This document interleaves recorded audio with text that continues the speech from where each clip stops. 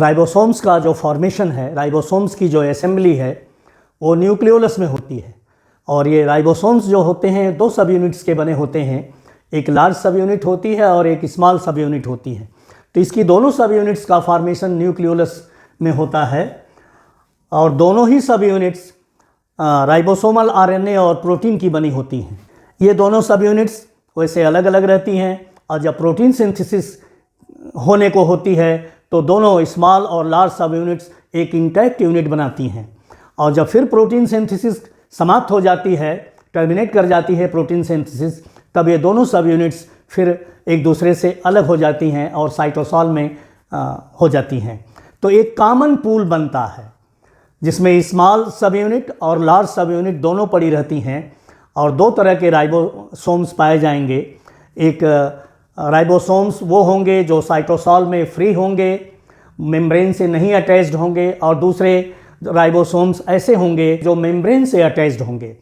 तो दोनों ही राइबोसोम्स, चाहे फ्री राइबोसोम हो या मेम्ब्रेन अटैच्ड राइबोसोम हो, दोनों ही राइबोसोम स्ट्रक्चरली और फंक्शनली सिमिलर होते हैं और दोनों प्रोटीन सिंथेसिस के बाद कॉमन पूल में चले आते हैं।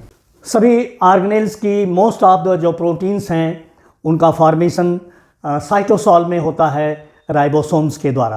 प्रोटीन फॉर्मेशन के लिए दो और चीज़ों की ज़रूरत होती है और वो होता है मैसेंजर आरएनए और ट्रांसफ़र आरएनए। मैसेंजर आरएनए वो जो मैसेज लेके आता है कि किस तरह की प्रोटीन का फॉर्मेशन होना है, और ट्रांसफ़र आरएनए वो जो अमीनो एसिड्स को लेके आता है और सीक्वेंस में जैसा कोड रहता है मैसेंजर आरएनए के ऊपर, उसके सीक्वेंस में अमीनो एसिड्स को जोड़ता है। दो तरह के राइबोसोम्स बताए गए, फ्री राइबोसोम्स और मेम्ब्रेन बाउंड राइबोसोम्स। तो फ्री राइबोसोम किस तरह की प्रोटीन सिंथेसिस करेगा?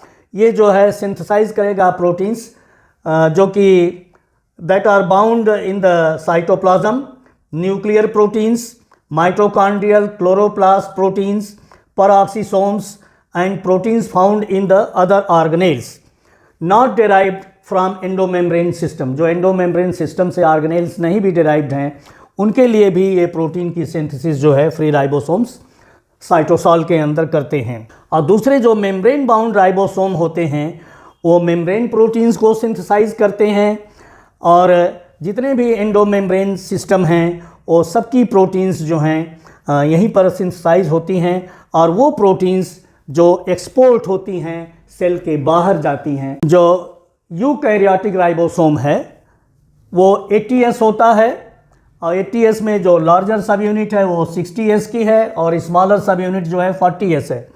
प्रोकैरियोट्स में जो ये इंटैक्ट राइबोसोम बनता है वो 70S का होता है, और उसकी दोनों सब यूनिट्स जो हैं एक 50S होती है और दूसरी 30S होती है। दोनों ही ये जो यस है, यस जो है स्वेटबर्ग यूनिट है, यह एक टाइम की यूनिट है। और जब सेल को एक सेंट्रीफ्यूज ट्यूब में लिया जाता है और उसको मैसरेट किया जाता है और हाई स्पीड पर उसको रोटेट किया जाता है, मशीन में सेंट्रीफ्यूगेशन किया जाता है, उस समय जो कोलाइडल पार्टिकल्स होते हैं, मोस्टली जो प्रोटीन्स जो हैं वो सेटल करती हैं नीचे। तो उस सेटलमेंट का क्या रेट है, क्या स्पीड है, उस स्पीड को स्वेटबर्ग यूनिट में एक्सप्रेस किया जाता है। ये जो है वेलोसिटी ऑफ सेडिमेंटेशन है।